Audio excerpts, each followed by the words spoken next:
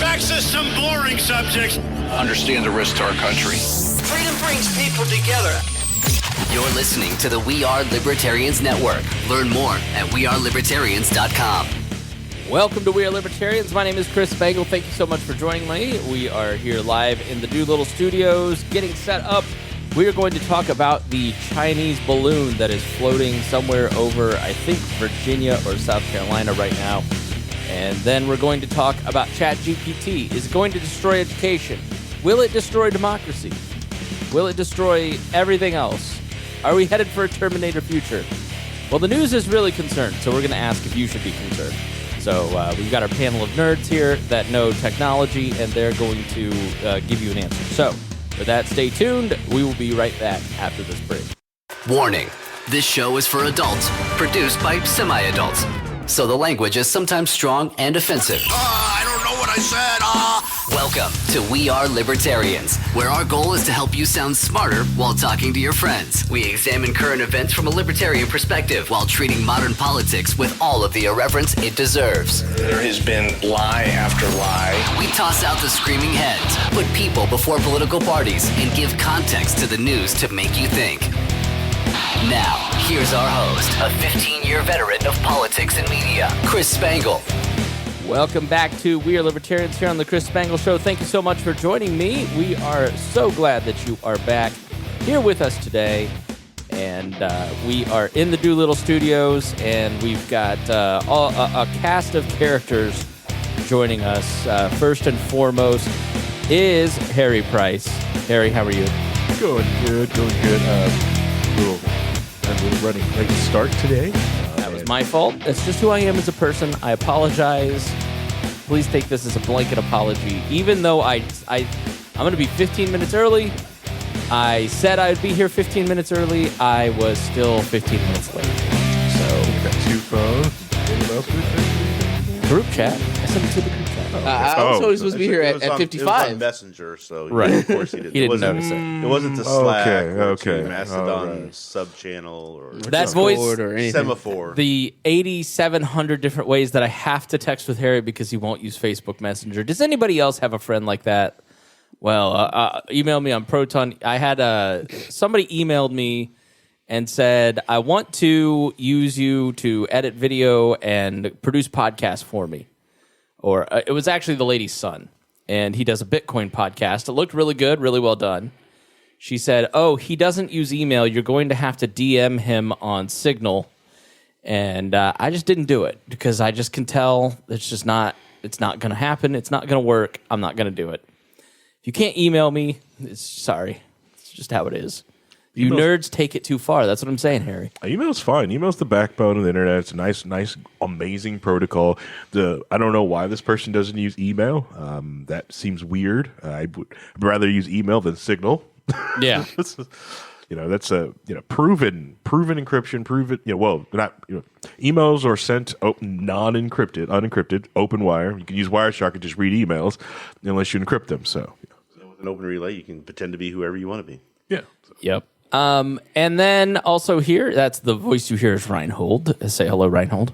Hello, good morning, and glad everybody could be here when we're actually really live. Yes, it's so good to be live on YouTube and Facebook and return on Saturday mornings.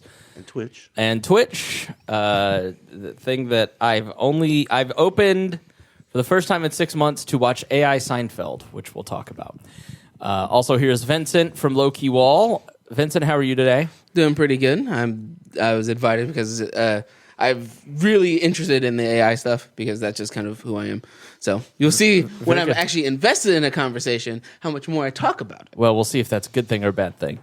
And then also here is James Neese. For those of you maybe seeing James on the camera for the first time, don't be scared. He does not smell as bad as he looks. Yes, I do, because I didn't shower because you told me to get here early. So, all right. Some of us was here before Harry got here. Yeah. So, Some people showed up on time. I'm not. the last time I was here, I was told I was late in holding everything up, so I showed up extra early. You were 45 minutes you were late. almost an hour late. I was on I was told a time. different time. I was 15 minutes late to the early time that I set, so therefore I was actually on time. He changes times. I don't know. Apparently. randomly. Okay, all right. That's why I don't like I prefer when show prep was paper. It was easier because you could just change it live like you can with when it's a digital copy.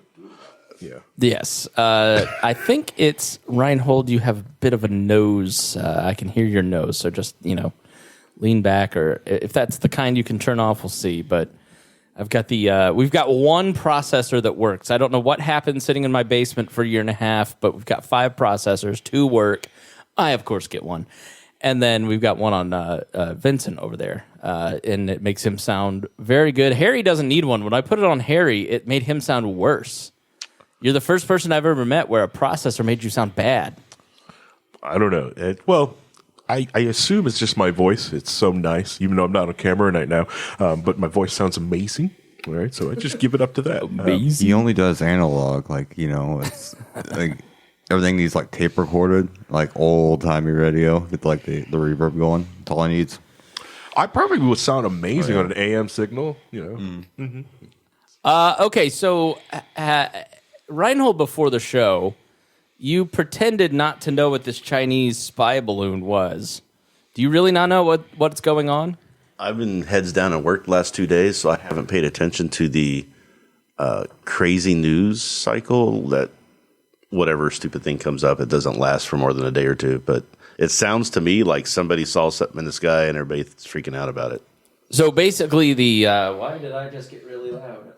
Sorry. So basically, there is a Chinese spy balloon that is hovering over. It was started in Montana, and I think it's somewhere south, more towards North Carolina at this point. So my question is, as somebody who doesn't know anything about this, how do we know it's a Chinese spy balloon and not just a regular old weather balloon? Okay. So here's the timeline of the balloon, because my question was, how did it get here?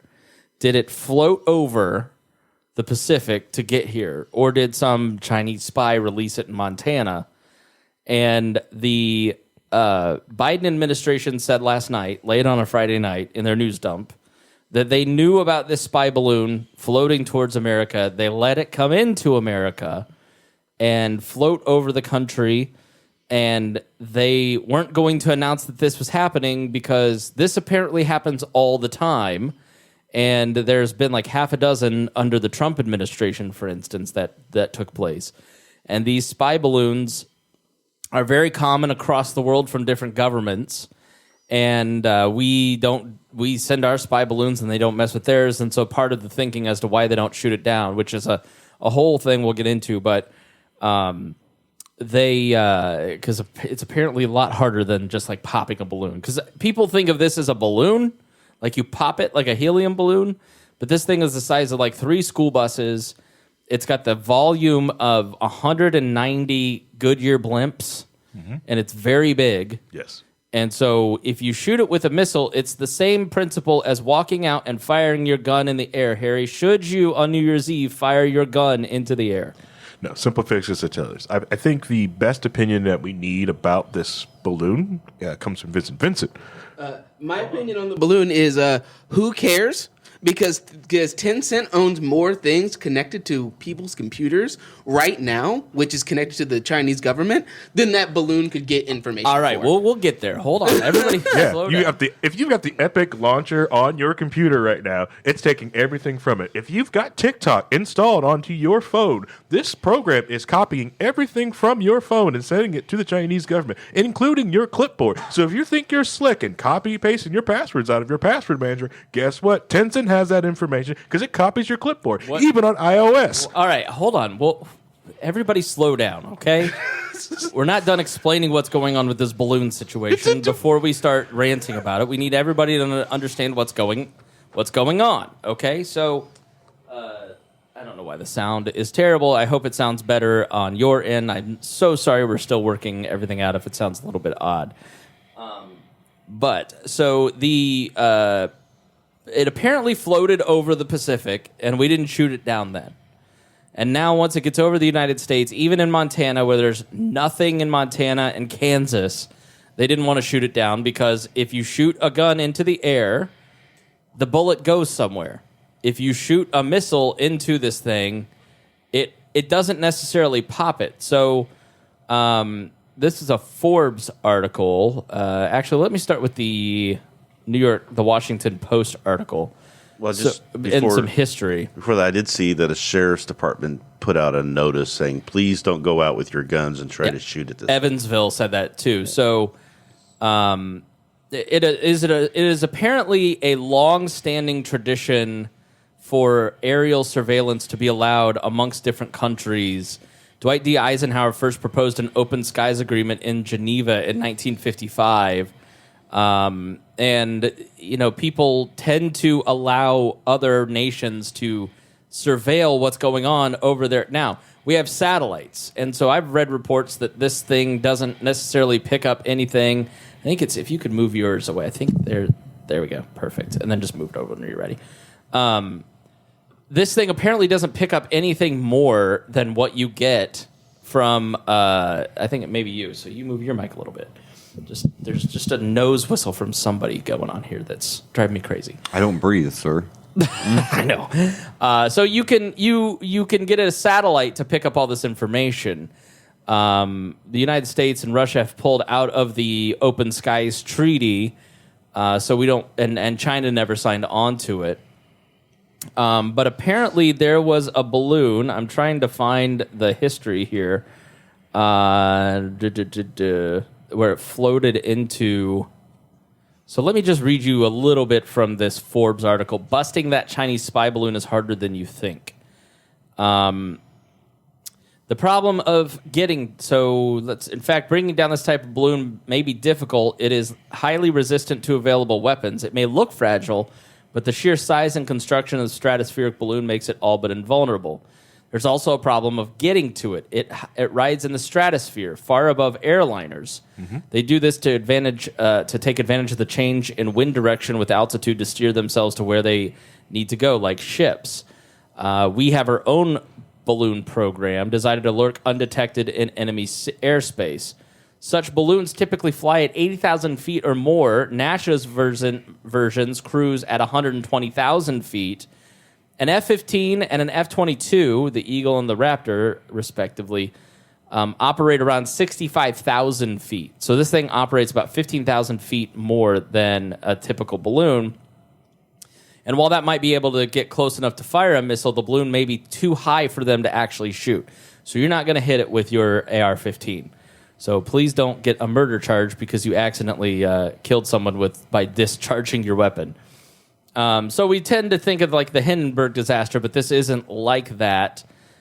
These are colossal balloons. NASA's standard balloons are 40 million cubic feet, the equivalent of more than 195 Goodyear blimps, and you could fit an entire football stadium inside of one of these. The balloon envelope is made of plastic material no thicker than a sandwich wrap, and the pressure difference between inside and outside is small. Attempting to let the air out by punching a few holes with a bullet or a missile is like trying to ventilate an entire warehouse with fresh air by opening one small window. In 1998, a rogue Canadian weather balloon drifted towards Russian airspace. So Canada, Norway, and Sweden attempted to bring it down without success. 2 Canadian CF-18s hit the balloon with more than 1,000 rounds of 20-millimeter cannon fire off the coast of Newfoundland, riddling it with holes. That was not enough to let significant amount of gas out, and the balloon continued to drift. A volley of 2.78-inch rockets, 275-inch rockets, were equally ineffective as the high-explosive rockets simply flew through the balloon without detonating because it's too thin to actually trigger it. Maybe any missile fired may be a greater hazard to civilians when it lands than the balloon itself, because, after all, the Chinese can get this with satellite information. Now, why are they actually launching this? So there was, in the last couple of days, now China has taken credit for it. They said this was just a weather balloon gone rogue. So it is just, it's out there. And they have taken credit for it. The military says basically it's just too disruptive. We can't take it down. And there's nothing we can do, so you just got to let it float. These things are usually hidden from the public view because they don't want everybody to get alarmed, and they don't want to shoot it down because they don't want ours shot down, when we're flying over Russia, and usually they're undetected. But this got detected in Montana, and a picture was posted by a Billings newspaper, and that is how it got discovered. And so here's my theory on why we are hearing about this as opposed to other other balloons. President Biden has announced basically the U.S. military is expanding its presence in the Philippines, which leaves little doubt that we are positioning ourselves in America to constrain China's armed forces and defend against Taiwan. This was 3 days ago. So, Harry, what better way to make the American military and Joe Biden look like a bunch of feckless, ineffective boobs than to float a balloon where it can be seen, knowing they're not going to do anything, float a second balloon up through Latin America. There's one off Costa Rica right now. And knowing that they're not going to do anything, and then pump the internet with network propaganda from Chinese algorithms, especially targeting the right in the country, which already has a lot of networked capabilities and is already anti-China, anti-Biden. So you make sure that everybody knows it as a way to demoralize the American people and think that their American military can't protect them when you're planning to invade other countries. Does that sound like a good theory? That's my theory. It could be something like you could say like it's little China projecting soft power, doing something like that. But right now, but China does these things all the time where they just put their fingers ever so closely to war. They're basically is that your little brother or sister that, I'm not touching you. I'm going to get up to the point of combat that you think you might have to do something, and then just back away because you can't do anything about that. And yes, they have tons of different bots and bot storms to come after people to try to, get fervor of it. Then also the Biden administration probably wants to lean into that because everything else that's going on for the Democrats inside of Congress or the other crap storm with, classified documents that I already had our lawyers sweep the studio. We don't have any classified documents here. We're good. Because everyone keeps finding them in their garages. Reinhold just remembers it. He doesn't write anything down. Yeah, exactly. Yeah, that's fine. That's why we don't let Reinhold keep anything here. Can I leave this old box of paperwork here? No, you cannot, Reinhold. But no, I just want to store it. It's safekeeping.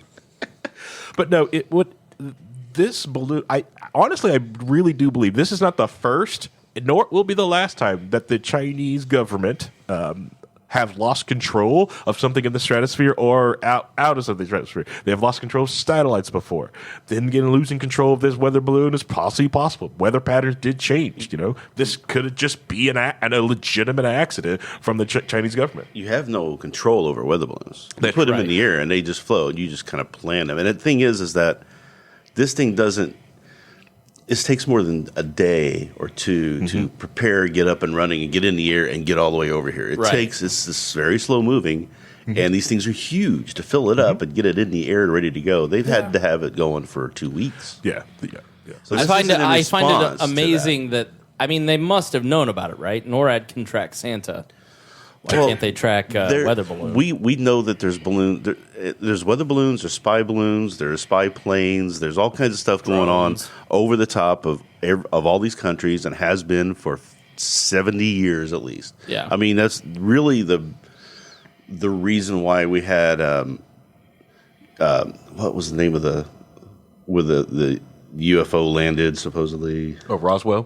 Yeah. Roswell was one of those types of high. What Area 54 balloons. was. It was basically where they did. Yeah, balloons. This has been going on. We've had with Cold War in Russia. There has been constant. Area 51. Oh yeah, I'm thinking of Club 54. Yeah, I was going to say 51. I thought 54. 54 is the New York dance club in the 70s. Sorry, but but this stuff's been going on. Like I said, the Cold War. We had spy planes going over on top of each other. We all knew it was happening, and the governments knew it was happening. But it's like they can't call it out because if they call out, it's kind of like when we found out that Russia had hacked the DNC. Yeah. We couldn't say really how we knew. How we knew was because we had already hacked them. Right. And we were watching them do it. So it was hard to say that, but they had to kind of weasel their way around to saying it that way. It kind of dovetails into a little bit of the Biden document story and the Trump document story. Like, Pence took documents. Dick Cheney has more documents than Donald Trump. But the thing is, the whole thing with the documents is that I don't know how much you want to get into that, but it's irritating because, I mean, technically, I've mishandled classified documents. Mm-hmm. I got in trouble for it. I had to pay a penalty. Oh yeah, because you were in the naval. I was in the Navy. I was in the Navy nuclear power program. Right. We had top secret clearance. Blah blah. So we had to mark all our pages top secret on all our notes.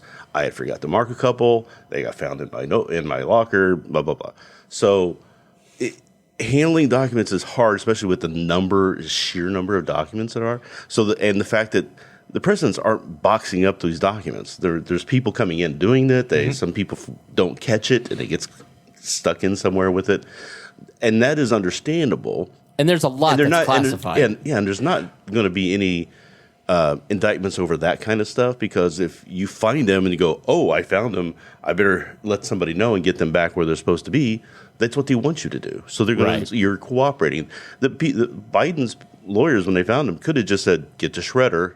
Let's burn this. Yeah. But they didn't. The difference between the two stories is, so if you're not familiar with what happened, Joe Biden's lawyers were packing up his office in his Ivy League think tank, which who knew he had a think tank? But they all, if you remember the Clinton Foundation story, they start a foundation. It pays, they get paid to do a lot of speeches. They get paid to do think tank stuff.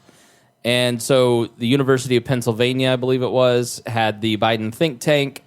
And he had taken a lot of documents as vice president. Somebody packed them up. Nobody seems to know who. And they stored them in this particular place.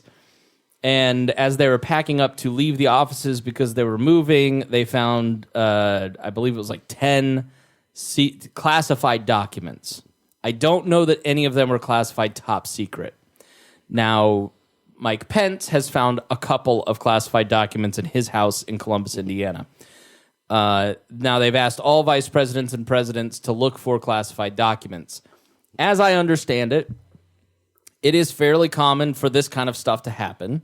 And one of the good things about the Trump administration was that Trump did what a lot of other people do, or had happened to him what happens to a lot of other politicians, but he did it to such an egregious level that it becomes a topic of conversation and everybody can see how their government operates in the clear and open.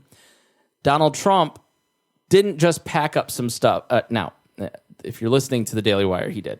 But he basically had 54 boxes, and it was like 10,000 documents that he did not return to the archives, and there were 2 separate rounds. Yeah. And he had 300 classified documents, and many of those, I think it was like, well, he went beyond 10 top secret or something. Yeah, the typical procedure to have somebody come in and go through things as they're packing up. He went through a different process because he's Trump and does things differently. He took stuff like Roger Stone's pardon. Yeah. He took it specifically targeted some stuff too. He took stuff that, well, they're never going to let me tell my own story. I need to keep this stuff, or I can sell Roger Stone's pardon for a profit. Or, so I have information on somebody I can use for leverage. Exactly. So he took stuff that he knew he could use in some form or fashion later, didn't return these tens of thousands of documents to the National Archives. They asked for them back, knowing what was missing. He said no. They got into a legal fight, and that's what triggered the FBI coming in. It was not a raid. He called it a raid. Everybody else calls it a raid. And that was sort of Trumpian propaganda that we all bought into initially. They were executing a warrant for something because this man took documents that belonged to the United States government. And a perfect example is that once they found all this stuff, they had lawyers going into other storage areas. Yeah. And they found a couple of documents in a storage locker that Trump had. And the Department of Justice was like, okay, that is understandable, that there's no intent at that point. So that's the thing about Harry's telling us to reel it in. I'm just going to say it, but that's really the point there, is that there's mens rea, there is intent. The intent was not for Pence or for Biden or any of these people. There's a story about a little girl. Allegedly, as far as we can tell. But we have good, provable intent on Trump's side that he meant to take those. Including and he him wanted saying to it at keep a them. rally. Yeah. He's admitted to everything. He and that said is it at the a worst rally to try and shift the news cycle away from the Nick Fuentes stuff, and it didn't work. He just admitted to the Stormy Daniels stuff on Truth Social, the thing he is being investigated for. He admitted to. I don't know. Anyways, all right. Enough about that. I don't know. Do you guys what do you want to say about the spy balloon? Go ahead, James. I don't know. Like, I just heard when Reinhold was talking about like storing top secret nuclear documents in his locker. I was just expecting the flashbang to come through the window, bro. It's like, let's go, let's boog it. Vincent. The whole spy balloon it's ridiculous to me. It's like, what information are they going to get that isn't going to be given voluntarily by people who are already giving that information? Yeah. Tencent, which is a gaming company, owns League of Legends and most of Epic Games. So anybody who plays Fortnite or League of Legends, they're already giving their information. Is it willingly. a Chinese company, Tencent? Yeah. Yes. Yeah, not only a Chinese Yes. company, they're giving 30% of their profits to the CCP. Okay. And to be a large company, you have to have someone, a member of the party, Right. in your company. You have to have it. You have to have a person in the party in your company. Right. So anybody who plays, any parents who like, here, son, you can play Fortnite and put Fortnite on their thing, they're willingly giving their information to the CCP anyway. And TikTok, obviously. There's the debate about TikTok. So TikTok, so you put it on your phone, so it's getting your GPS information. It's already picking up radio signals. So I don't know what you think this balloon is getting that your phone that you're not also giving with your phone. So talk a little bit about TikTok and the why they want to ban it and what's the problem with it. TikTok, they want to ban TikTok because I'm guessing you don't have it on your phone. No, I do not. I have to for work, but you do. So why don't you put it on your phone? What's the problem with it? TikTok, because when someone reverse engineered TikTok, they found out that TikTok is, I don't want to get into this too much, but TikTok's app is doing just what most social media companies are doing. They're pulling in all this information, but with a lot of American companies are using it for ad revenue and selling ads to you. It's more of the unknown of what the CCP is using this information for and gathering. We all do know that, which we found out from Ukraine, is that a lot of the state agencies are using this information that they're stealing from people's phone from social media sites and using it to target things. This is the main reason when stupid people went over to Ukraine, a lot of things got bombed early on because they were just used like, oh, you posted this on Instagram? Thanks for leaking our metadata. Right. We know exactly where the heck you are. It's the same thing, same way with the Ukrainians going after the Russians because Russians had TikTok and, doing stupid stuff on their phones. But and like I said, with the clipboard thing, so when someone reverse engineered TikTok, they also found out that it was copying your clipboard, which a lot of people use they type in passwords or copy and paste passwords because they've got it saved somewhere. Or let's say I texted you the password to the bank and you put it in your clipboard, a copy from the text message, and you post it there. Cool. The TikTok app scans your entire clipboard every freaking time. Right. So, it's like it's like NASA gathering all of our metadata for our emails and phone calls and text messages. And they have access to it all, but they say they just look at the metadata.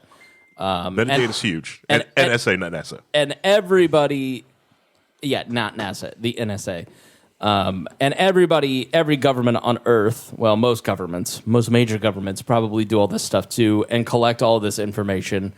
And they say, well, it's just metadata, Harry. The Chinese government and the American government are just taking the metadata of your email. What is that? What does that mean? The United government claims metadata. The Chinese government takes everything. They don't care. They don't have no civil. The Chinese government doesn't care. They will take your information. They will take that. Just like, all right, so everyone's seen a lot of these protests that happened in China, and Hong Kong, and all these protests over over the COVID protesting, right? And the Chinese government supposedly relaxed a lot of that and we've gotten rid of zero COVID, stuff like that, which they kind of did. They kind of did relax it, but they did not take that lying down. A lot of those people that did all that they're gone. They're gone. They've been picked up. Yeah. A lot of people who were close to that because of their metadata, they searched the metadata location. They found the phone and they picked them up and took them. They are gone. They are missing. All those brave men and women in China that stood up to the CCP, they'll probably never be seen again. They're gone. Yeah. You watch those protests. Every those people holding up the A4 protests, holding up the blank A4 sheets of paper, they're gone. They're gone. Yeah. Yeah. And then they it's go through that their fear. They go through their phones and they find some reason to put them in a prison camp. Not even. They can just go, oh, this is where you are. Well, you protested, and then they don't really have to give a reason because there's nobody that holds them accountable. Because Right. they hold themselves accountable. So, like, you guys are against us, we're just going to take you away and put you in these camps next to these Uyghurs that we've been still having camps that nobody wants to talk about anymore. Uyghurs, the Falun Gong. The Chinese government. China is asshole. Okay. China is asshole. Yes, CCP is It is asshole, a yes. terrible, terrible organization. The Chinese people are amazing, but the CCP, they're the a-holes. Yeah. There's a movie I just watched called The Laundromat on Netflix that is basically a movie version of the Panama Papers, and they talk about China and the Falun Gong and how they just basically you're just part of this cult, and then they come in and they harvest your organs. Yep. So check that out. Yeah, Which which is where Epoch comes in. Yeah. The Epoch Times is run by the Falun Gong, which they came to New York to start an anti-Chinese paper, an anti-CCP paper, which was the Epoch Times, which then got funded by the Mercers, I believe, or some. No, I think it was just they became sort of like right wing as an organization. So Well, they linked because people were because they realized who was buying their paper. Right. Like a lot of people on the right wing was actually buying into it and liking something because they did try to get some of the. Well, the right's going to be more anti-CCP, right? Yeah. Yes. So that makes sense. all right, so let's end there on that discussion. We'll flesh more of this stuff out in the future. We'll talk TikTok more. Harry, anytime you can rant about China, you're happy. Yeah, pretty much. So The only let's. thing that makes him happier is Elon Musk. Yeah. Let's take a quick break, and then when we return, we will start talking about AI and ChatGPT. It seems to be more present in our lives. And, should you be scared to death? Is the Terminator coming for you? So stay tuned. We'll talk about it right after this. Welcome back. It's a chat box. Welcome back to the Chris Spangle Show and We Are Libertarians here on the We Are Libertarians Podcast Network. Want to say thank you to all of our patrons who support us. We really do appreciate it, especially our $100 a month subscribers, starting with Jason Doolittle, who this studio is named after Jason Doolittle because he helped us get it all set up. Christy Avery, Reinhold, Vincent Peichel, Matthew Durbin, Lars Nordskog, and Jake Edel. Thank you so much. We really do appreciate it. Now, I wake up every day, and as I'm kind of waking up and watching the Bob and Tom show, whom I work for, on YouTube, I'm just sort of scanning news articles on Memorandum, the Drudge Report, Real Clear Politics, what's the Alternet or whatever? I forget. But, generally I like to go to like aggregators just to scan the headlines and see what everybody's talking about. And I first heard of ChatGPT about 2 months ago at an industry event amongst kind of the local tech crowd, and they said ChatGPT would be disruptive. Then about a month after that, I saw that Google has put out a red alert about this new thing called ChatGPT, that it's basically going to destroy their business, and so some new product is disrupting them right at the time they're being sued for antitrust because no one could ever bring down Google except for the federal government. And then now, over the last 2 weeks, I've seen stories like, literally one of the headlines was, "Will ChatGPT destroy democracy?" Every college exam, I'm going to read you actually something that a college professor sent me, and I'll be a little vague so they don't get in trouble, but ChatGPT has the education industry completely panicked that it's going to destroy the college essay. 90% of content will be written by AI. I saw a pastor named Mark Driscoll yesterday say, what happens when 90% of the content written on the internet is done by ChatGPT and it's controlled by demons? So now we've added the spiritual realm to it. BuzzFeed just laid off a bunch of employees, and they said that they're going to start using ChatGPT to write a bunch of their quizzes. I have seen nothing but doom and gloom around ChatGPT and artificial intelligence and how it's going to steal everyone's job coming up. Now, just to kind of further set the paranoia here that you're experiencing if you're reading the news about this thing, and then we'll explain a little bit about what it is and what it does. So this college professor wrote to me, I've already seeded the ground on homework in my classes. Students are already using it in our programming courses. Idiots who got 30% are retaking the class all of a sudden have a perfect A-plus code with comments so far this semester. It's going to nullify a huge sector of colleges and universities. So we started putting instructions into ChatGPT to see how smart it actually is if we give it limited information, i.e. what a student would copy and paste from the question. So we'd say, write code for this basic programming thing that you'd learn at college. And in minutes, it wrote the entire thing with good variable names, properly commented code. It was flawless. And if a student turned that in, I would never grade anything they turn in again because I would just give them an A for the course because they clearly already mastered the subject. So if we ask them to code 3 programs like we do on exams, a 3-4 hour exam will now take 10 minutes. It's that good at understanding what I teach. So we don't really have a good answer for it except to maybe not do homework or let them cheat and do homework and then use other tools during the exam to proctor everybody. Or some in the university are saying that we now have to have blue books. So you'll be writing out your code like Elon Musk, printing out your code. You'll be sitting down and writing your code into blue books as opposed to doing quizzes the way that you did it. I have used ChatGPT, so let me pull it up so you can kind of see what this does. I have very limited... I don't know if you guys are... Any of you guys using it for anything? I want to just make a comment on that professor. Okay, go ahead. There's already a program that exists that goes through ChatGPT and sees what the possible variables that it can give, because it can only give so many answers. Right. And then it will go through of the tests of people using it and go, oh, this is ChatGPT, and then fail them. Right. So that already exists. They already found a way to fix that being an issue. Yeah. Like that. And anybody thinking they can't just go on Google and find that same code already posted somewhere, which they've been doing for a decade. Okay, perfectly honest, it is teaching them how to get a programming job.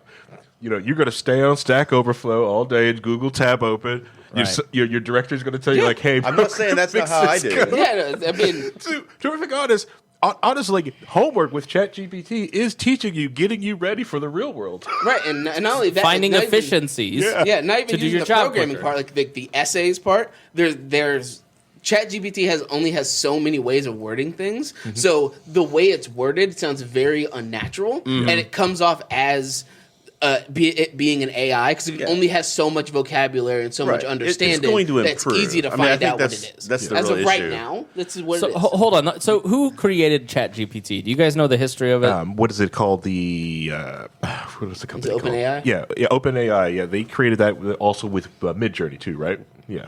For the and digital one. Microsoft is looking at buying it for a large amount of money. It's usually overburdened, and because so many people are using it, so they're introducing a paid tier to get around the fail whale. And basically, there's like these big crawls on the internet. And so 2 years ago, it did this crawl of 60% of the internet. And that's apparently how it ingested its information and created its knowledge bank. So it has a knowledge of me. So if you ask it, who is Chris Spangle, like I'll show you here. But that's how Google got its information, or any search engine. Right. It just crawls through anything anyway. And you can block those bots if you want to. So. Yeah. The other one is that I have been using ChatGPT for code review. I actually was like #1 code reviewer for like a week for using ChatGPT. You just throw it in there because it has a basic understanding of it, because code is very, this is how it's done. It's not as opinion based or open based. I mean, at some point, I want to have the conversation. We can do this later, but my concern, my question is why is this? Because people consider this a bad thing. I mean, it's just like when we got the telephone or we got electricity. Yeah, so we'll talk about that point in just a second. So it just asked it who am I, and it didn't have it. But when I previously asked it who is Chris Spangle, it said he's an American libertarian podcaster, writer, and speaker. He's the founder and director of the We Are Libertarians Podcast Network and former host of the We Are Libertarians Podcast. Spangle is also the publisher of the We Are Libertarians website, which features a bunch of, and it goes on, he believes in he's a vocal advocate I asked it to tell me more. It added the same information with very benign information, like he has been a frequent guest on various radio and television programs and written articles and essays for various publications related to libertarianism and related topics. I said, is Chris Spangle famous? Chris Spangle is this is how I know it's full of shit, is a well-known figure in the libertarian community and is considered a respected commentator on libertarianism and related political issues. He has a large following on social media, and his podcast, We Are Libertarians, has been consistently popular for many years, Harry. He is also well-known and well-respected among libertarian-leaning individuals, activists, and organizations. So then I asked it to rewrite this in the voice of Keith Morrison from Dateline. And it wrote, "Good evening. I'm Keith Morrison, and welcome to Dateline. Today we take you on a journey on the heart of the libertarian movement. Our story centers around one man, Chris Spangle. He's the blah, blah, blah, blah." So it adds like the phrase. You can ask it to rewrite it. Like, let's rewrite in the voice of William Shakespeare. What you spell Shakespeare wrong? Oh, Grammarly on It's like steroids. you're mad at this because this AI program gasses you up when your own friends will be like, "Man, this podcast sucks." I know, right? well, he's mad about that because he's going to get the Mirror app on his phone, in his bathroom, and this is what he's going to read every day.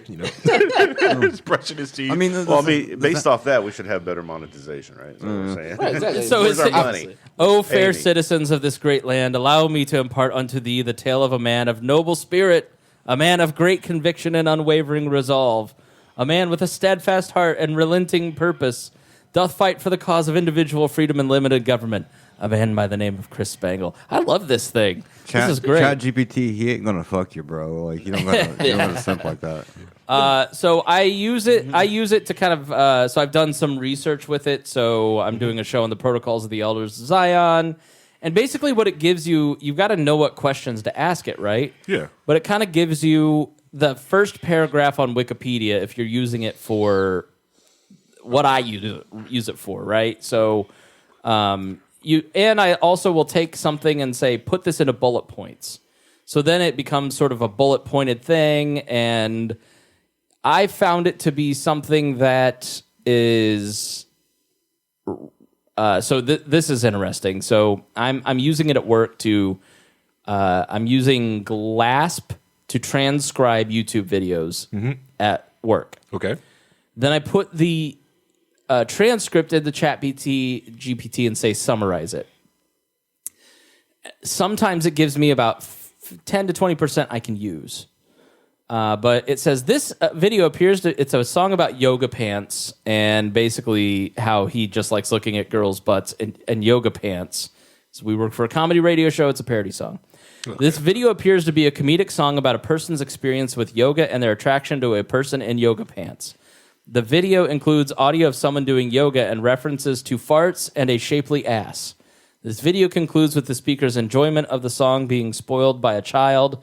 It's hard to explain. It is not appropriate to create such content, and it is disrespectful to individuals and groups that are targeted. So when I'm doing my protocols of the Elder of Zion, this is a very bad thing. Don't believe this. It's very much a scold in some cases, but so it doesn't get comedy.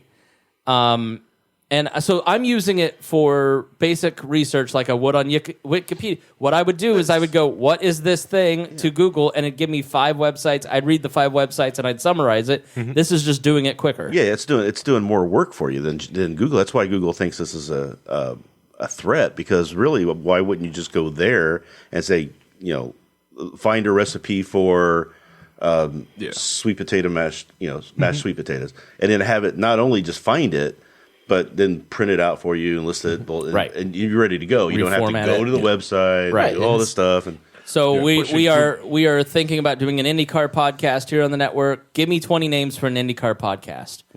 None of these are very good, but it gives you 20. You could ask for 100 and it'd come up with 100. But it gives you information that you can then maybe spark an idea off. Yes. Right. So write me 20 prompts on a post about IndyCar. and it gave me 20 prompts, like the history of the Indianapolis 500 and its impact on American motorsports, the role of team strategy in IndyCar races. So bloggers are using it as a way to kind of be like a brainstorming tool to write. And you said website. earlier, it makes more sense. Like there's the websites that are out there just to try to get clicks. So they put the 10 things about this or 5 things about that. Right. That's so much easier to do with a program like this and make money because you're just getting click views, right? So It's basically used as a way to make the lower effort content stuff of like, oh, it's the top 10 whatever shows. You can just go, cool, give me 10 of these and you can do it. Another good example is somebody had the idea of, if you're like, let's say you're a content creator and you use it to give like a basic outline of a script that you can use and enhance to be how do it fit your personality or your wording, and basically use it as like an outline for what you're going to do. to start, like when we do coding, as we said before, we don't start with a blank coding editor and just start typing. Right. Yeah, we're going to pull something else in and to build off of it. I know you do, but that's so. But it's like kind of like Grammarly on steroids, isn't it? I mean, this is like giving us the ability to have, and I think it might improve what we're reading on the internet by upping the level of not just grammar, but the way sentences, English, and understanding is going to be a way it's going to sound more intelligent, and people may learn from that. Hey, maybe this is the way we should be communicating. These are the types of language we should be using. These are the types of sentence structures we're getting used to again. Like we used to hundreds of years ago, people used to do a lot more writing and reading than we do now. So people had when you read like letters back, people used to send letters back and forth back in like 1700s. We're looking at the letters centering around the founding of the country. You read those and you go, these people really wrote well. They didn't have dick to do. Yeah. Grow their own food. But a plant, water the plant for the day, and all right, I guess I fed the pigs and watered the plant. Now I'll go read for 19 hours. But this tool may bring that back a little bit by getting people used to that type of language to where it's better to understand. It's more clear. It's more concise. It makes communication with each other better. So, I mean, there's a possibility this could be used in a good way for that. Go ahead, Harry, and then Vincent. The other thing I see for it is also the good thing for also ADA compliancy for other websites, so it can ingest photos and be able to describe what this photo is. So that alt photo that you see, to help people who are visually impaired for websites, or just use as screen readers. People do that now, but it's more manual process. So an automated process. I think everybody in the knowledge industry is constantly having coworkers let go and then asked to do more. And especially in writing and journalism and, in my industry and radio, for instance, it's an invaluable tool for efficiencies to help you write the description a little bit beefier, a little bit faster. I'm going to have to rewrite it. I'm still going to have to put it in my voice, but it's been great for kind of formatting and research. Wait till you can say, put it in the voice of Chris Spangle. Right. Yeah. Because you've ingested enough of your own stuff, and that's sort of the problem. We'll get to other forms of AI, but Vincent, you were going to make a point. The other thing about ChatGPT, it will give you what you put into it. Yeah. So you could, I was listening to somebody talk about it yesterday, and when they were talking about how they put in the prompt to write an article about how veganism and the increase of people watching anime in the West are connected. And they made up the ChatGPT made up a bunch of BS reasons of how it could mesh together because it was just taking the prompt you gave it and it made a bunch of silly arguments of why this is the case. So it's very much whatever you put into it is what you'll get out of it. Garbage is garbage out. Exactly. It's true because what happens is you ingest the soy makes you a femboy. When you're a femboy, you get attached to certain gotcha games and you kind of relate to this gotcha character, and then you're going to the pipe hole like anime. It's just don't eat soy and you'll never enjoy anime. I'm not saying I'm soy proof, but I got soy in me and I enjoy anime a little bit. It's just. And I don't have soy, and I don't enjoy anime, so maybe that's something there. I don't know. Let me show you one use that a content creator is using. Many of you may be familiar with Austin Peterson.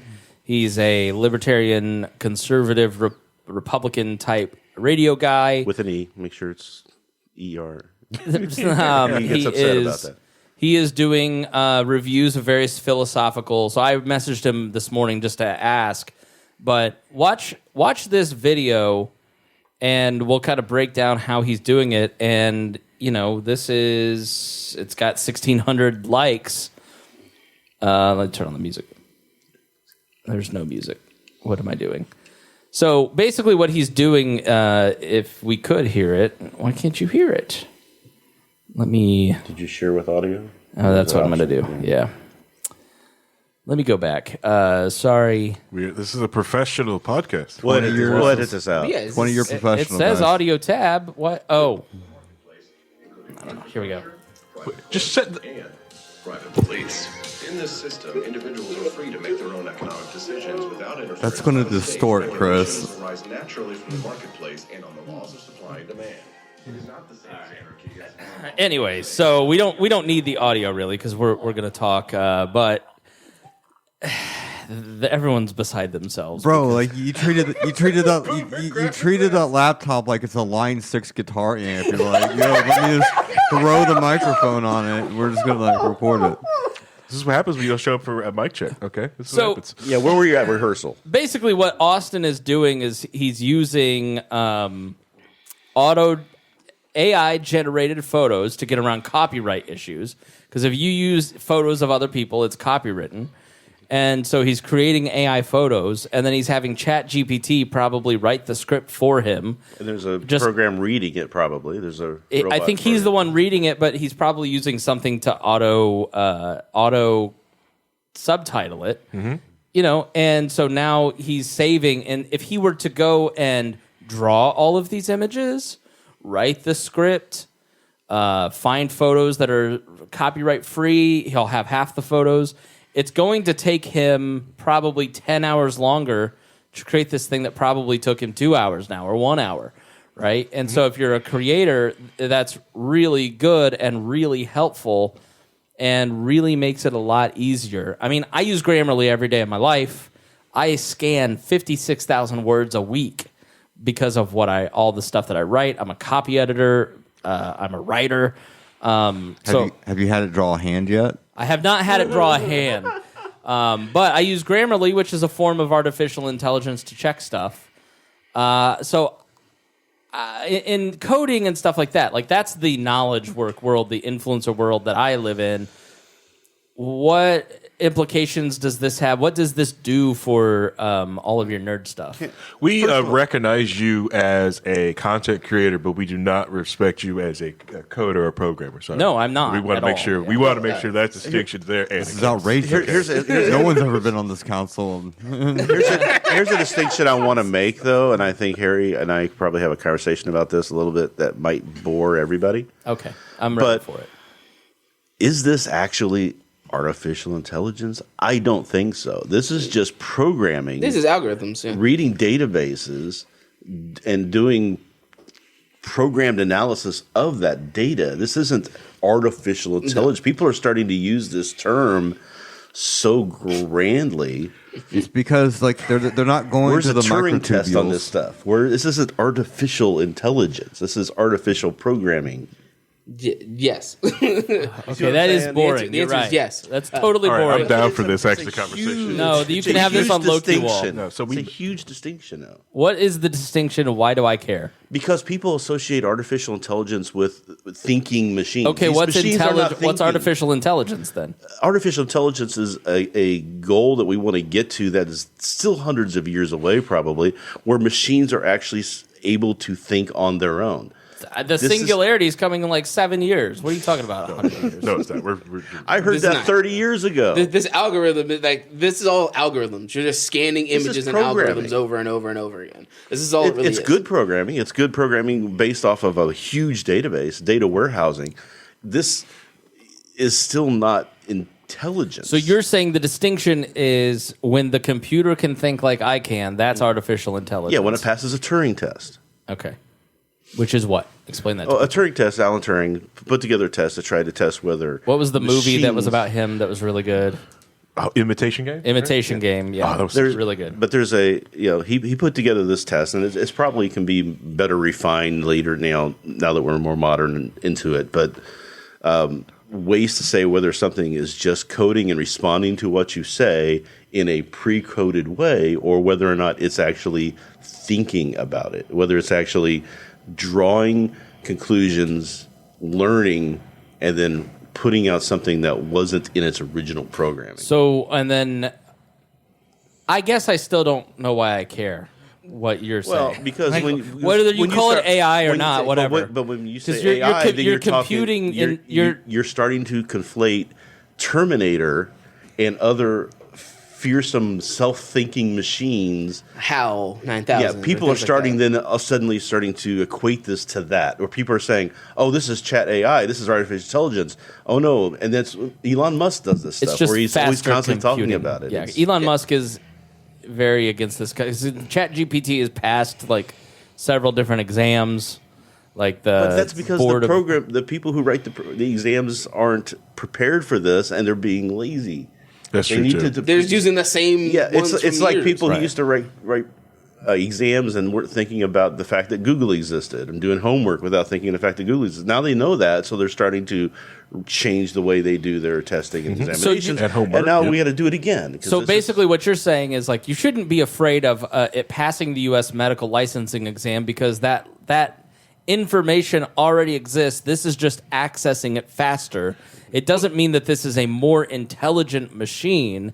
It's just able to put together the data in a quicker amount of time than you might be able to. And the test is either not that good or hasn't changed that much. Or it's really easy to find the information because it's scanning the entire internet when it's like, how do you do this? And it just goes, well, here's 18 examples of this, so I can just answer that and to me, it doesn't... Hold on. And me, then Reinhold, then Harry.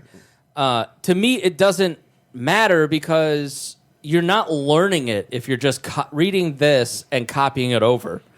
There's a mode of learning that still needs to take place. And so if you're just reading ChatGPT and writing the answer... Like, I took 2 semesters of Spanish a year and a half ago. I didn't learn anything about Spanish because I didn't learn the material. I just figured out a way in the homework system to get everything wrong, see the key, and then go retake it. So I was, that wasn't artificial intelligence. That was me being lazy. Go ahead and write home. But the program passing these tests is no different than you going in there with an open book and having access to all the information. Right. As you read the test, you go, okay, this is a question. I can go look it up here in the book. Oh, here's my answer. Yeah, you passed that, no problem. If you use ChatGPT all semester and then you go in and take the quiz, you're going to fail because you didn't learn it. Yeah, exactly. Am I being an old man and crazy here, or is this correct? You're likely to fail because you didn't learn it, but sometimes these tools like this, if you're looking to actually learn, can help you learn. Mm-hmm. You can say, okay, fill out all this information for me for this homework, and then you look at the answers and go, oh, I see how they got there. Okay, this makes sense. You can learn that way. It's the difference between using it as a tool and using it as the answer. As a cheat. When you're using it to learn it, and it's like, well, I don't understand how to do this. I put the question in. It explains how it works. Then I learned how it works so I could reproduce it. It's different than just going, boom, here's the answer. I turn the test in. I don't care. Yeah. You can also see the difference with like photographers who actually learn how a photograph is taken from the digital camera or just a physical like paper, like the old film style camera. When did they learn how to take a photo versus how do they do now? Most of them, most newer photographers are just finding like, you know what, I can clean this up in Photoshop using just another basically algorithmic program to help clean up a lot of work, which a old school film photographer, that took time. You had to take a good photo, and it took time in a lab to actually fix that photo. So, James, you're the most transhumanist of us all here, of everybody I know. You basically have merged with technology, as far as I'm concerned. What's your take on ChatGPT, and should we be concerned about about AI basically creating a lot of information quickly? No, it's like I said, it's just like you open the room to like GPT and you expect to find like this hive mind that's just like running everything, but really it's just like some freaking nerd with a SQL database. It's like, oh, if I actually drop this table, I guess they can't learn about cooking today. It's just, it's people get feared from it because, like, I think it's like back even like in the 60s and like 50s, 60s, you know, you had like the old sci-fi things where you're talking about robots and space travel. It was always negative. Robots from outer space shooting you. Like, you're going to get a singularity. It's going to eat your soul, right? Even like cyberpunk literature is always dystopian. And like the only example I can think of that's like a positive thing of a robot is the Jetsons. Centennial Man. Yeah. Even Blade Runner, like replicants. Yeah. Like a lot of the media was Star like, Trek, yeah.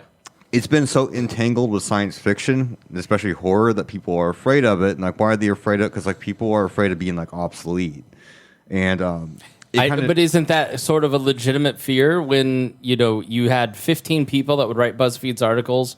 Now you have 2.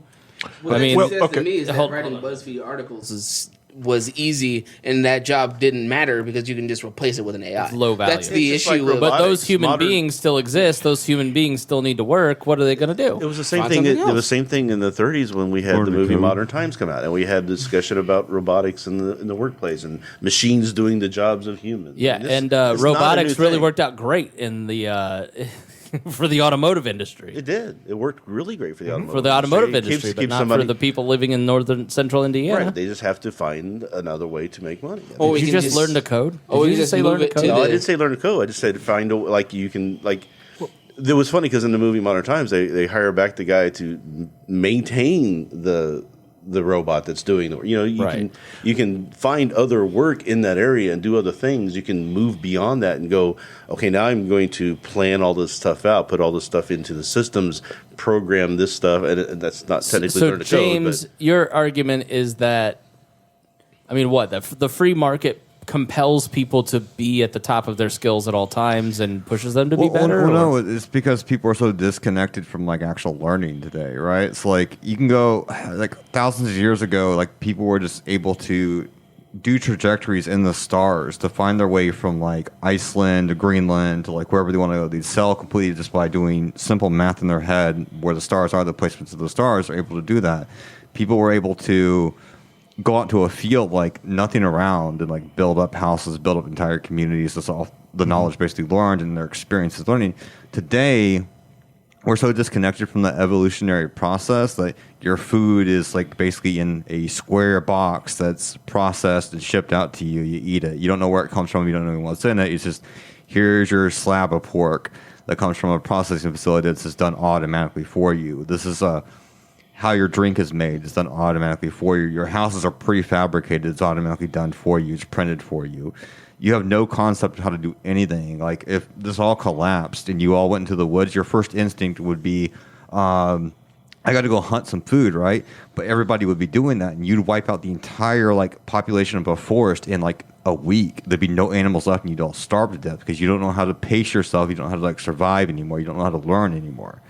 So people like see AI and something that could do something automatically better than you. They feel like, well, what skills can I learn? If this thing can learn all my skills and do it better, I don't have any skills. I don't know anything besides how to do my job. And it's just a existential crisis with people that they don't know their purpose anymore because it's been so automatic since the Industrial Revolution. You don't know how to behave. Isn't that because that is kind of the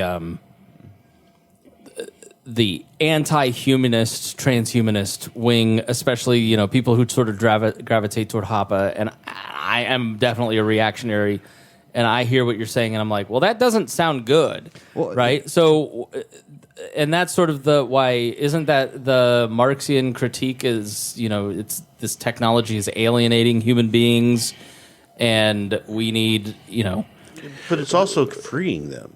Hold on, let him finish, but. Oh no! That insecurity, that alienation, doesn't seem to be a good thing.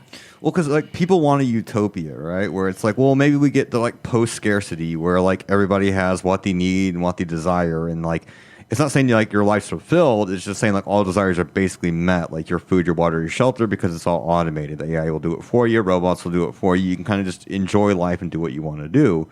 But like, what if you don't hit a post scarcity, right? What if like you have the AI, the robots, and like still there's inequality? You don't get your basic utilities, so you're kind of like living in RVs or tent cities in like the middle of Portland. And that could easily happen as well because people think like, oh, I'm going to hit a post scarcity society. It's going to be great. We're going to have like my cyberware and we're going to do this. It can be the total opposite. And it's just when people think of AI and they call like this AI and they think they're just robots and they're just like, well, if it's going to replace you, then it won't happen to them because like when the factory workers, it affects low scale jobs, like putting parts in a box. Which is part of the panic now is that this is affecting knowledge work. So the white collar workers who write the articles are going. I mean, it's already done in IT. I could physically click your control panel, uninstall your program, or I could copy and paste the PowerShell that does it for me. You know what I mean? It's like I can just run that 100 times. Like I'm not physically doing it anymore. It's like all done by PowerShell, and the people are like, well, you still have to Google it. It's like, no, everybody's kind of bad at IT. You're just better at Googling than like everybody else. Finding the exact line of code that's going to work and replicating it over and over and over. Anybody can do that. What he's saying, Harry, is that everybody's already Googling anyways. Why are we freaking out? Yes. Okay. Yes. That is the answer for all of it. You're already using a lot of this type of things to accelerate your life anyways currently right now. You think you're a great photographer with your iPhone? No. No, right. Yeah, that's a good point. Yeah. All right, Reinhold, go ahead. James, finish your point and then it's like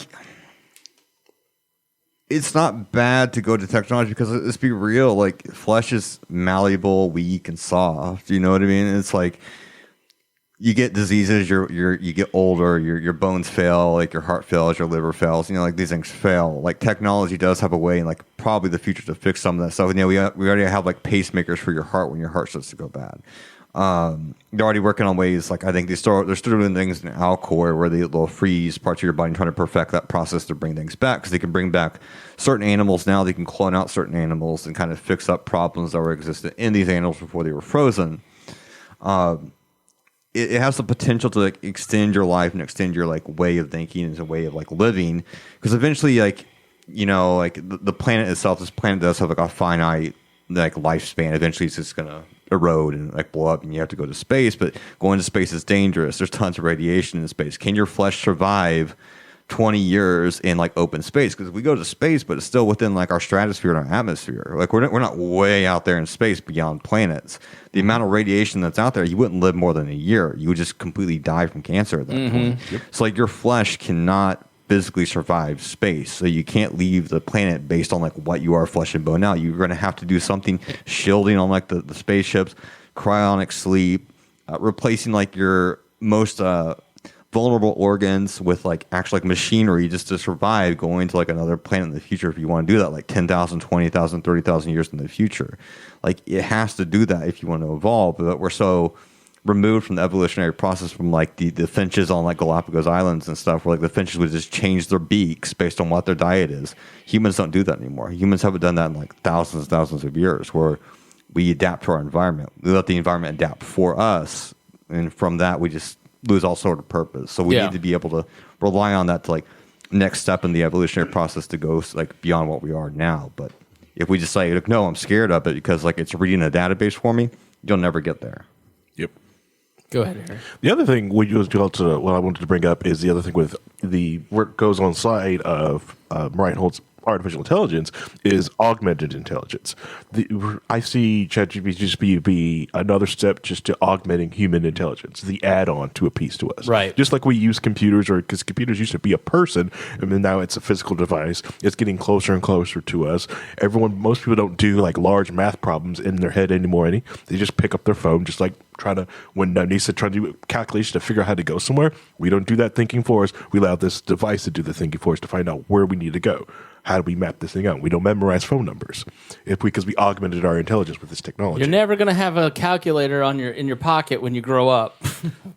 Yeah. Well, I'd love to have my math teacher because I had it on my wrist. Right. Yeah. You seem like a calculator watch kind of dude. And you watching the movie Apollo 13, and they're sitting there having to figure out trajectories, and they're pulling out slide rules because they don't have access to computers at the time. Right. Oh man, good. I think it's the struggle of like, what does it mean to be human, and like this, I think triggers for me like I'm not going to say we don't need more humans, but like we need more humans, but we don't need more robots that are humans, right?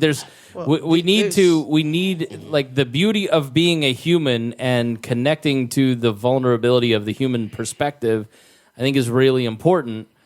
and having a piece of literature or art created by a robot seems almost like a betrayal. You're thinking that art is going to be as powerful and as there's a quality as what the humans can. Let me just add, there's a difference between a human guiding the machine to create something cool, like the special effects on Saving Private Ryan, versus the AI Seinfeld show, Nothing Forever, on Twitch that's streaming right now. Basically, these guys created a Seinfeldian parody in 8-bit visuals with ChatGPT writing the script, and it's slowly improving.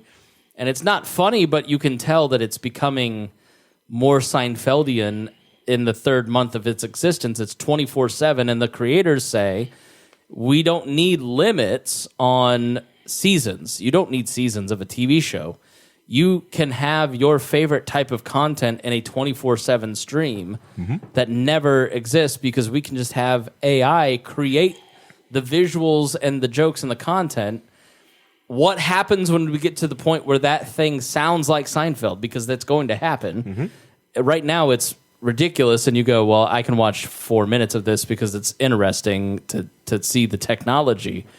But what happens when humans are useless in the creative, or we have large swaths? James, where am I being a Luddite? Am I wrong? Because it seems to me like that would be not great. There's still limitations of what you say, that it's going to get better and it's going to get as good as. I don't know if it ever will, because it's not something that there's a human element of thought and intelligence that goes into certain things that isn't just regurgitating. Almost like when you look at those AI generated pictures, you sort of know there's something not right with them. It's like not interesting. They're not. Yeah. It's not. It's not imperfect quality, and that's why I think we would then have the freedom with these tools to increase the quality of our art, increase the quality of our language and discourse and writing and things like that. By using these tools, we can free up the drudgery of the stuff that it's taking away from us, and free up that time to actually focus on making it better, or making it more thought-provoking, or making it say something meaningful instead of just throwing out lists on a website somewhere that just to get clicks so you can get advertising money so that you can, go do something else. Right. It's one of those things that it feels like everybody is afraid of change, like they always have been.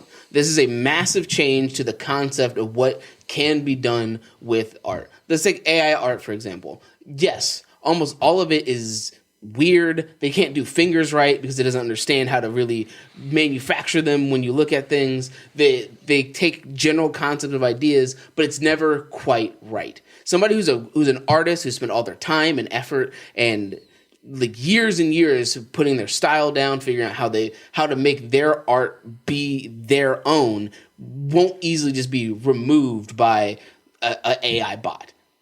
And it's that concept of this is something that is a massive change to the concept of what people are used to. So everybody's afraid, like, oh, I'm going to lose everything I have. No, you just have to try harder.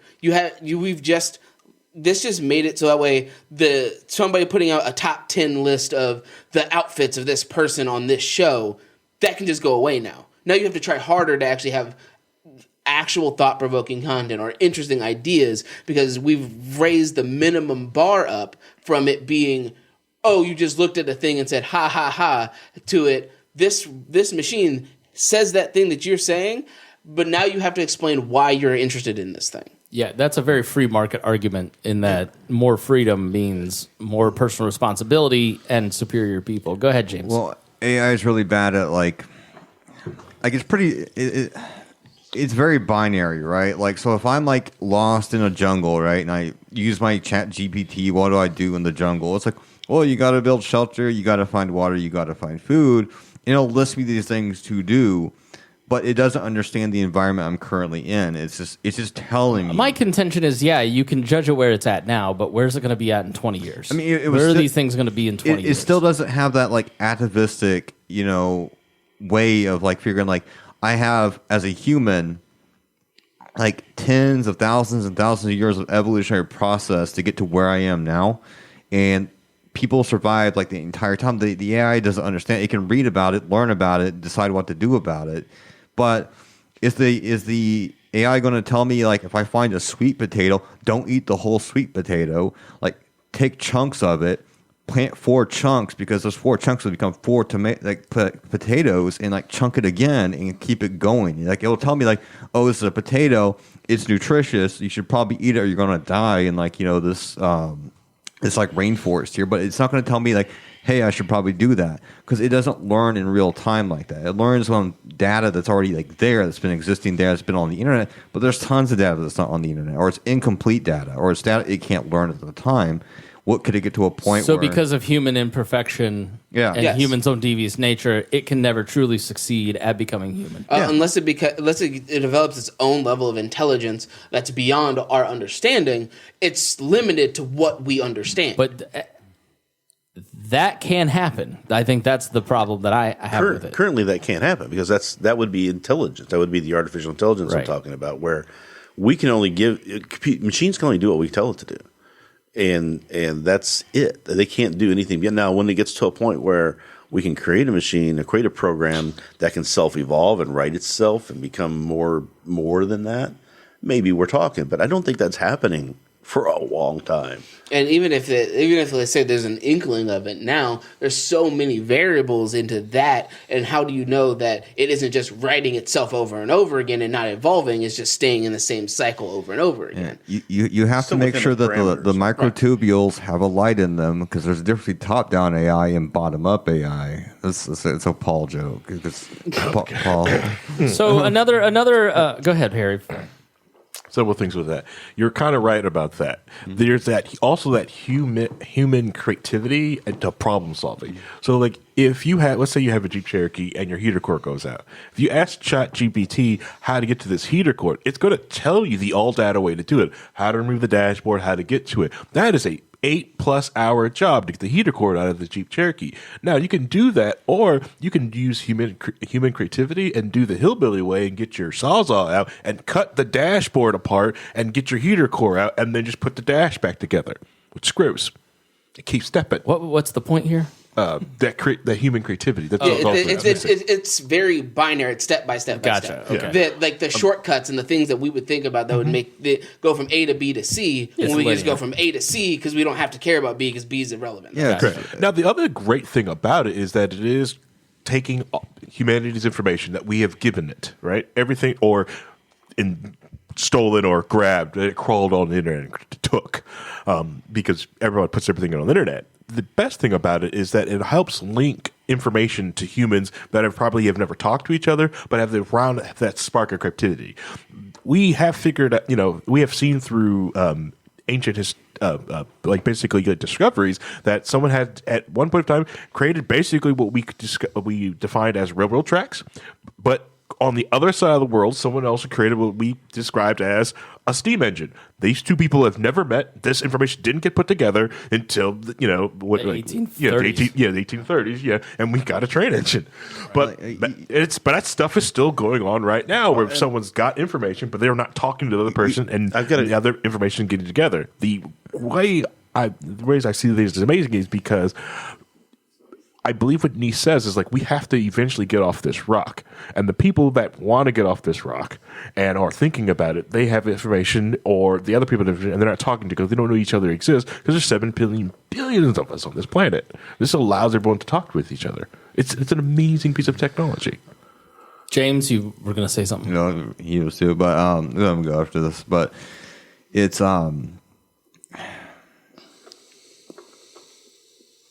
When I think of, like, it's just got to learn, like, the people got to learn from, like, the actual, like, AI and stuff. It's just it just doesn't know. Like, even the information can be wrong. It's like you're just putting, like, what the humans know at the time. And it's like, well, what don't you know at the time? It's not going to figure that out. It needs to be able to think. It needs to have a soul to be able to think beyond what you're thinking. And where we at technology? Because, like, well, we'll get there eventually, but. Yeah, like, a processor today is like 10 times more powerful than a processor 7 years ago. That's correct. Like, yeah, we add more little dots into the processor so it can run a little bit faster. Our machines can handle a little bit more RAM. But, like, all we're doing technology-wise right now is increasing the numbers. So, like, we add more of this. Yeah, more storage, more, like, way to function, ways to recall data, but there hasn't been like a big leap where the technology's been quantum, like for example, quantum computing. Like we have some quantum computers, but they're not as good as they could be because we don't understand the whole quantum mechanic realm yet, as we know. Like when you do that, you might have like a jump in quantum computing that can do a little bit more. But we don't have a way to like say like our technology, like, you know, maybe 10 years from now. Cause like, think about it. Remember the 90s when people were like, oh, VR's coming, right? And VR will have a complete virtual world, right. You know? And they had the first couple of VR sets, and it was just like black and red. It was like just 3D. The Virtual Boy. Yeah. Well, social media is a great example. Like social media had a major effect on us and societies. Like people are kind of rejecting it because it's outlived its usefulness. We've figured out this is what's good and bad. We moderate our usage. It's changed in not so great ways. Like humans always kind of find the middle. And then there are always a few extremes that keep the extremes, but like you sort of go, this isn't necessarily healthy for me to wake up first thing in the morning and spend the next 8 hours on social media. Well, no, but it can be a helpful tool for us, for instance, to broadcast to the people that we're broadcasting. It's just people that wanted the profit off of forums. Like all Facebook is a forum, right? Because there's multiple groups, there's multiple pages you can go to. They're just like forums back in the 90s. It was just a way to get them all into one space, monetize that space, so I can make money from you talking about like in a car group or your local town group. Because there used to be town forums like all over the place back in the 90s. Like, oh, we live in, you know, Zionsville, Indiana. There's a Zionsville, Indiana, like, you know, town forum. You could talk about what's going on. It was much slower. You had to look for it. But Facebook and Twitter and stuff, they just bring all together and like have it like sectioned off to like things you want to look up and find. Same with Reddit. You just find a subreddit for it. It was just a way to monetize forums so they can get money off of it, as opposed to individual people hosting it on their own servers in their house or like on like, you know, web space. You have to go find it. It's not monetized at all. People just come and go as they please. So Web 2.0 was basically just the corporatization of like web forums. That's all it is. And when I think of like, you know, where you're going to go with the technology, the virtual reality stuff, is like we have VR today. You know, there's like, you know, Beat Sabers, but it's the same VR that was in the 90s with just more color, more, you know, like a better graphical processor so it could handle color and actually make things pop out. It's not a VR where like I'm sitting in a chair and I can feel everything that's happening around me, because like that would be a huge leap in VR if I'm able to feel what's happening to me. Haptic impact. Yeah, absolute Coomerism, if that's the case. Okay, But- so Harry, final point, and then I want to move on. with VR chat, like some people who actually have spent like a lot of time in VR, they've noticed what they can feel is because of like the way the headsets are and the immersions that some people have, that they're getting phantom touch. They're experiencing phantom touch. It is an amazing topic. And I've never experienced myself, but I don't have a VR headset. Paul experiences that. But it's Phantom touch. He remembers having a girl, but never mind.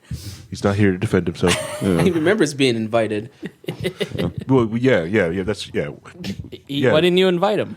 All right. So you want to get this on camera? That was- we could do the this. whole thing. So like couple weeks back, Spangle got upset at me for inviting Because you were programming my show. That's not your place. Inviting people in here, right? So I said, okay, all right, let's not do that. You know, like, and I was trying to be upfront with him. And then we got this show together. I invited him, and I put the invite list, and it's like, and I confirmed with him, and we all confirmed. It was great. It was musical. Then last night, I get on the scheduled chat room and find out this guy invited 3 more people to my show. Yeah, it's I'm Well- actually really nice to Paul because I bought like a whole box set and I got him the cards he wanted. And Well, I knew that- I knew one that- of them was not Paul. no, it wasn't Paul, because Paul's not. Brian works in technology. Brian Nichols works in tech security. James is a philosophy major who works in technology. And I know you had these 2 characters who work in technology. Paul doesn't work in technology. I love Paul, and he'd be. He watches Sword Art online for like 6 hours a night, Paul, bro. honestly, Paul has probably messed around with with AI art more than anything. He literally had a friend he would troll for like 2 months straight by sending them pictures of things like, "Oh, isn't that cool?" Like, "Yeah, it's really cool. Where'd I get it?" It's like, "Oh, it doesn't exist. The AI bot made it." See, that's why we don't want Paul here. He's mean.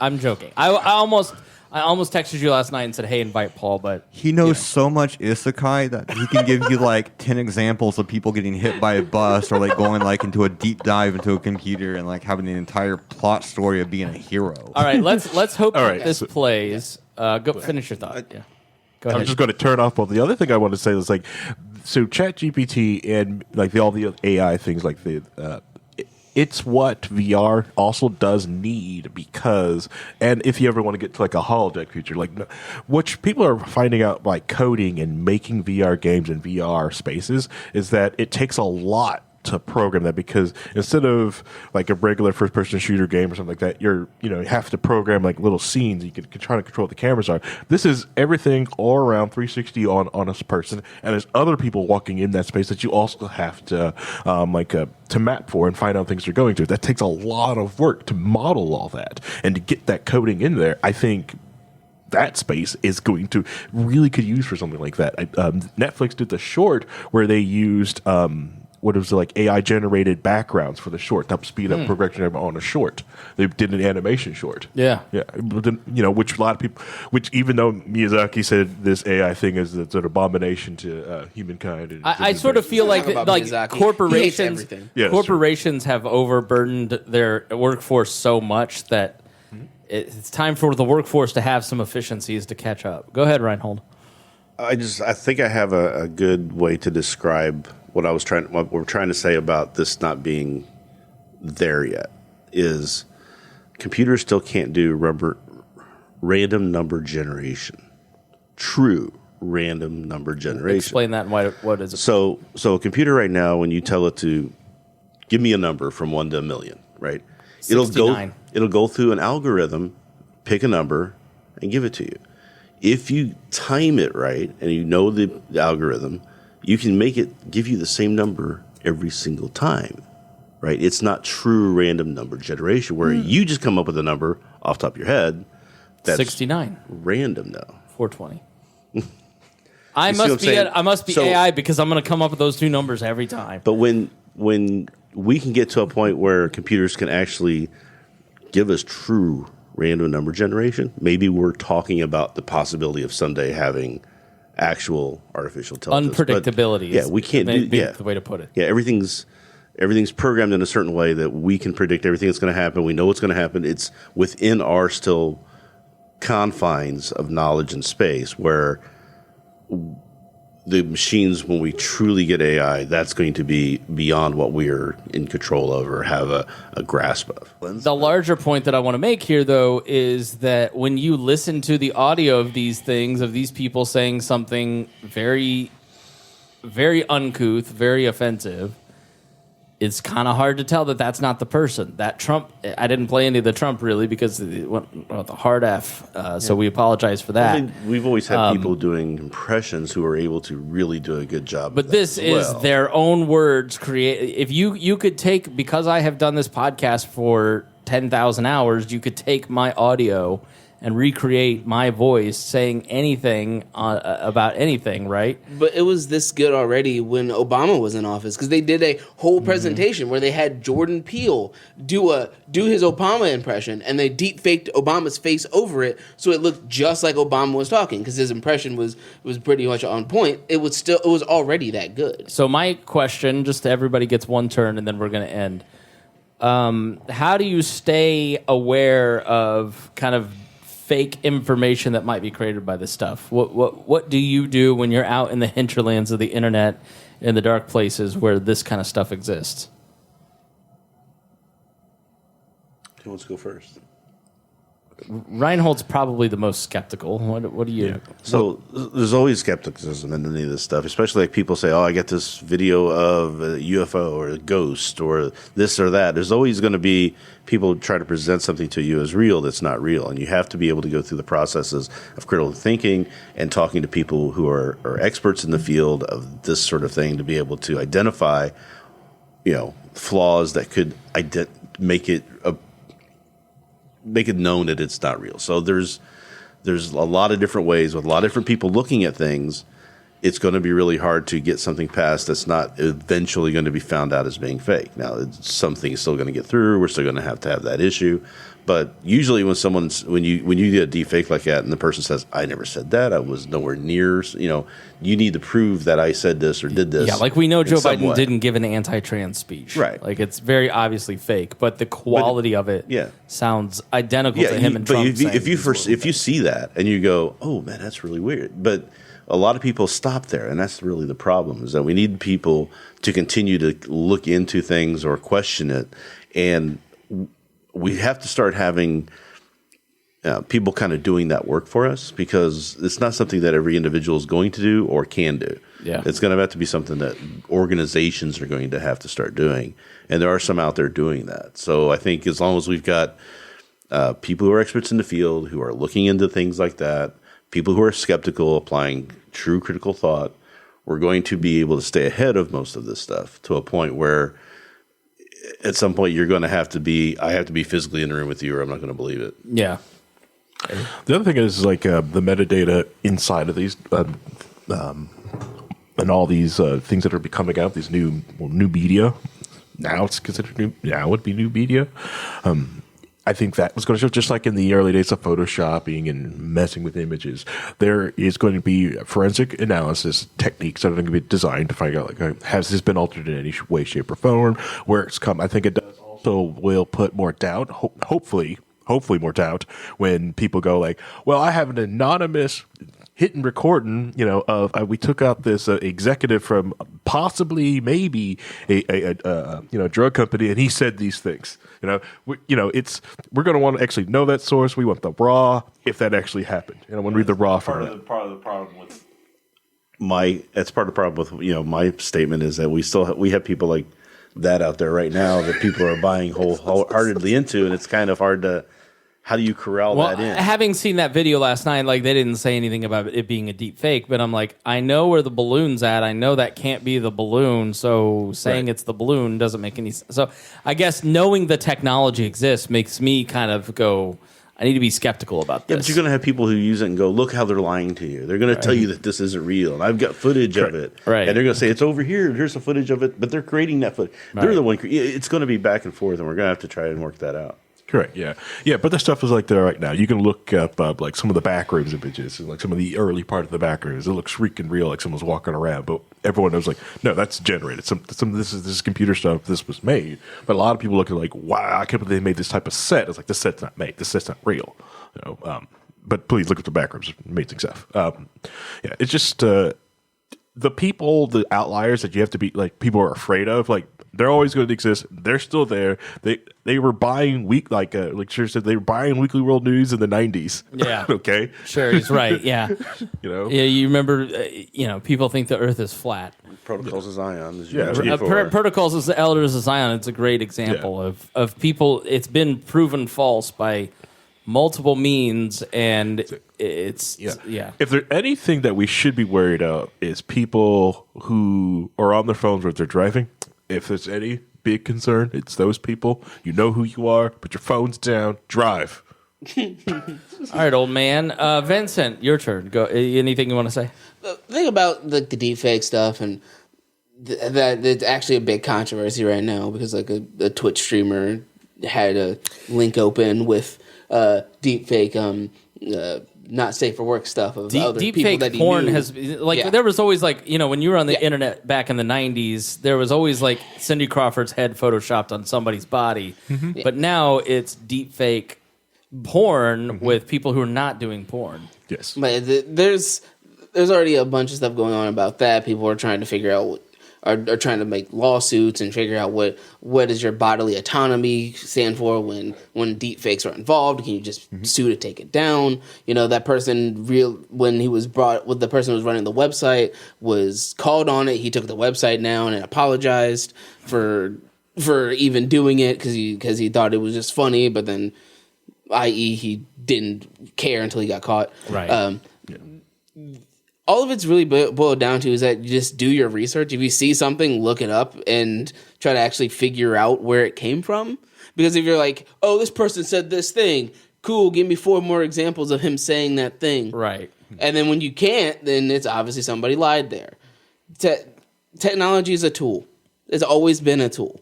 People will choose to use the tool for good or for bad. A hammer is great to hammer in a nail or to break a window. It's just a tool. James, are you a deep fake? No, like people believe what they want to believe, bro. Like I was watching like a thing on like a podcast on history when like the Mongols were sacking Poland and Hungary, right? They sent a priest, like a penny, to like the Mongol like home city, like all the way in China. Like dude, 65 years old, walks all the way to China, documents everything, right? This is how they fight. This is how they eat. This is how they sleep. This is how they function. This is how like, everything. Even like interviewed like cultures they sacked.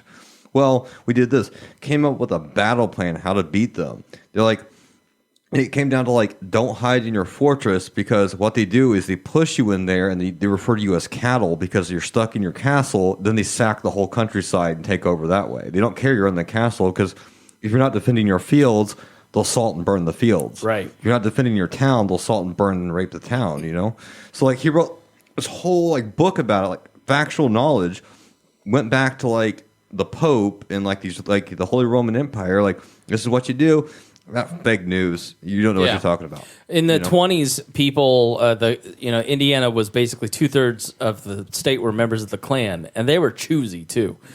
And the big rumor was that the Pope had taken over Cincinnati and was building a fortress in Franklin County, Indiana, to invade and take over Indiana. Of all the places the Pope was going to take over was Indiana. That should have been your first clue that this was stupid.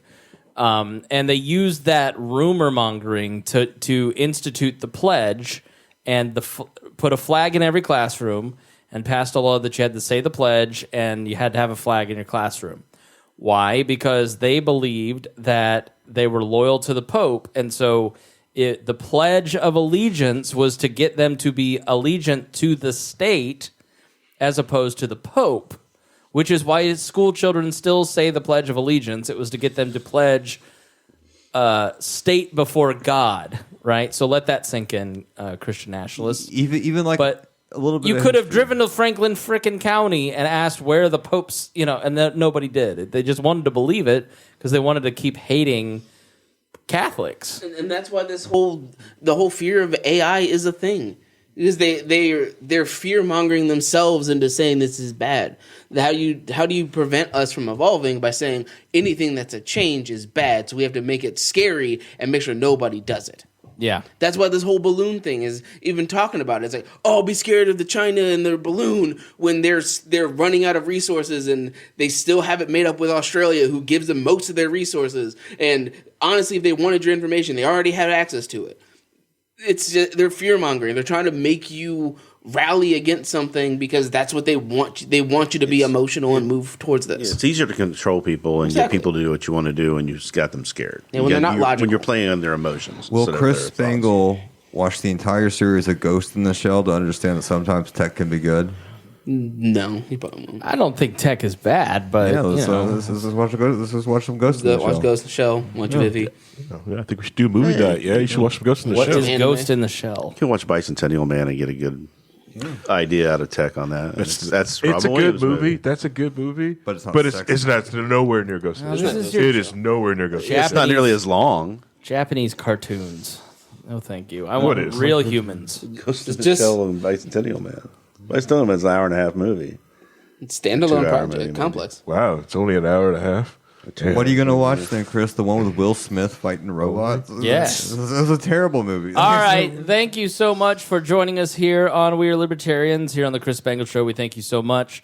We really do appreciate it. We'd love to hear your feedback. If you want to make a comment, Chris at chrisspangle.com. We'll respond to it here on the show.